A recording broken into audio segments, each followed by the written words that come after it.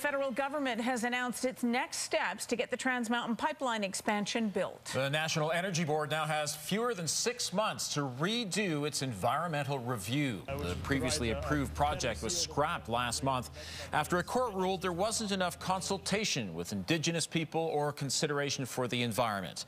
Now the NEB will have to re-examine the pipeline's impact on oceans and killer whales. The Liberals will appoint a special marine technical advisor. Ottawa says these moves will pave the way ahead, but critics don't agree.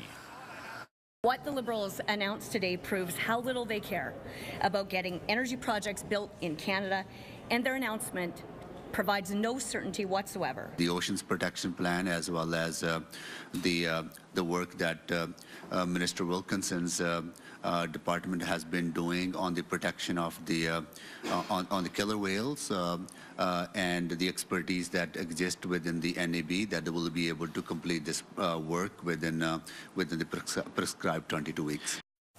Mark Villani joins us from the newsroom. And Mark, how is the National Energy Board responding to the deadline? Ian, the NEB says it is confident that it can get this environmental review done within the 22-week period. But that being said, there's still lots of work that still needs to get done. The board will have to take into account the increased marine traffic and impact on killer whales that would result from the pipeline. The review will also look at the Fed's new $1.5 billion Oceans Protection Plan. Now, in the midst of this all, the government is working to outline its plan to re-engage with First Nations at a later date. We have no indication of how long that would take, and according to one policy analyst, the clock is ticking here in Alberta for this pipeline to be built. BRATT says the deadline is simply too tight, and the prospects of re-election for Premier Rachel Notley, well, they aren't looking good. I think the pipeline will get built. The question is, when will it get built? But for the Notley government, she needs work to be started on immediately, and that's not going to happen. I think the Trudeau government has a bit more time, and successive governments are going to benefit from the actions that the Trudeau government is taking right now, but it's not going to help Notley.